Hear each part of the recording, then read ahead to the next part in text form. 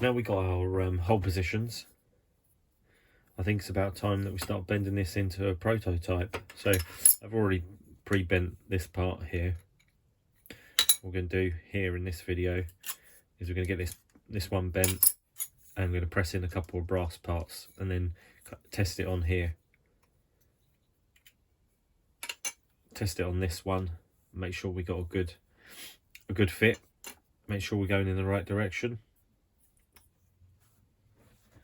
Right, let's get this marked up.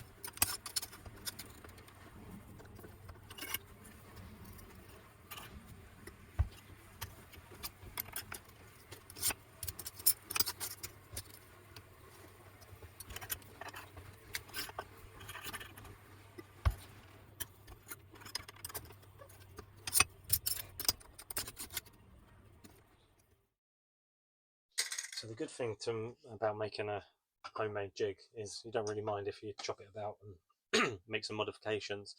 So because I made this bend first, because I wouldn't be able to put it back in the clamp, I literally just cut out a section here so I can slot this back and give this room to fold down. So just ground it out, makes it a lot easier, well, possible, should I say. And I do have this other little bit which I'll end up having to cut more material out on this little bend. But yeah, having your own jig, you can just cut out what you want. I did bust these off. I'm not the best welder in in the world, but I bust these off and I had to drop some welds back onto that, but it seems to be working back to normal, which is fantastic. So if I tighten these up, double check these.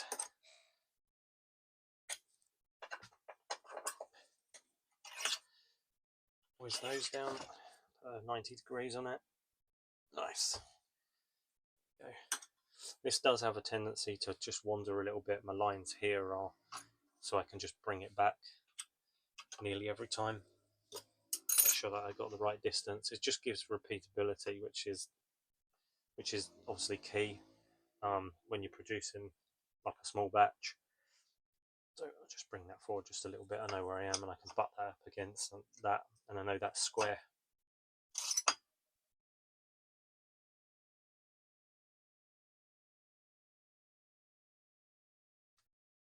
I've got a nice clean line on this one because obviously I could scribe from the bottom here. So I'll probably do without the jig. I'll just eyeball this one. Takes a little longer. It'll do.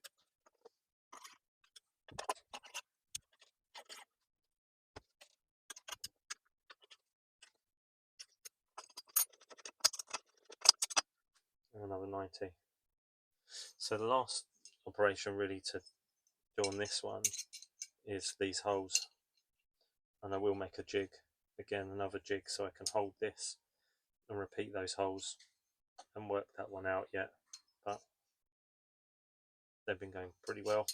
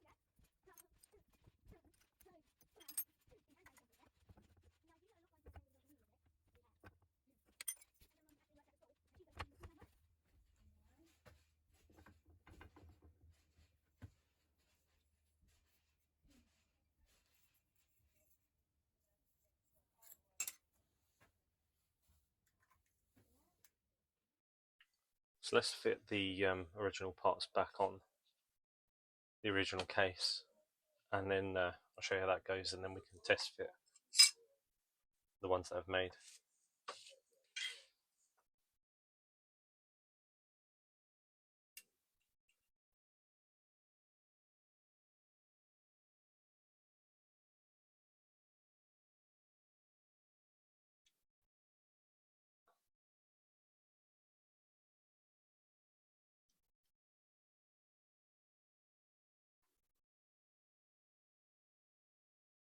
Just like my drawing here.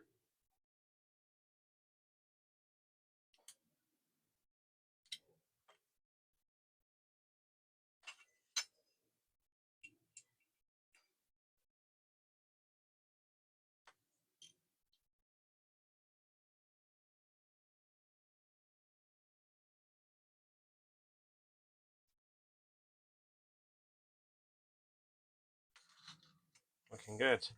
So I have made the batch. Haven't really spoke about wastage really, but just to get to these probably won't all successfully come out by the time I do these holes and I plate them, and I got to test that process. But I did always start out with a lot more, because through this process, I mean, here's a bunch here of um, the same plate, but you can see where I've kind of tested holes or tested bends, um, or just the ones in this video where I've been testing the last video, sorry, where I've been testing this whole location. So I'll probably chuck some in the bin as well, but that's 1, 2, 3, 4, 5, 6 pieces there, and the same with the others really. I do go through a few test pieces, but I picked some of them where the laser cutting wasn't very good, for example here. So that's all right, it's just gash, I wasn't going to use it anyway. So yeah, I expect some wastage, which is absolutely fine, particularly when back engineering a part like this that I can't really straighten the part out and get the location, everything. You end up trying to work, particularly on this thing, where that whole location is with bends, etc. It's tricky for me anyway. Maybe easy for others, but yeah, tricky for me. But we seem to have nailed it. That fits quite nice. I like that fit. That's another good piece of the project done. I am moving on to, and I've just built a jig for this piece here.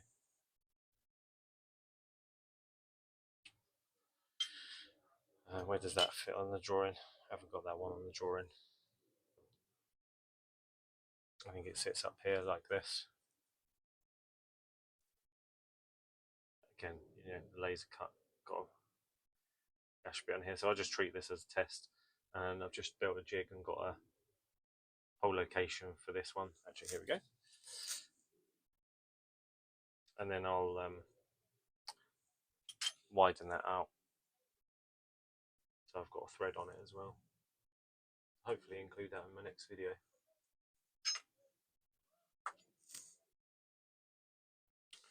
I really appreciate those who are watching the video.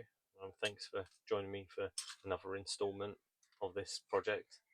It's been a long project. I hope if you're only picking this up now that you can go back and watch some of my other videos, but step by step as we go through recreating this mechanism. I've got plenty more to do, but I'm really hoping that I get these outside plates done, and then I can actually move on to zinc plating them. That'd be really good to get these finished up and zinc plated, and then go back onto this gear case.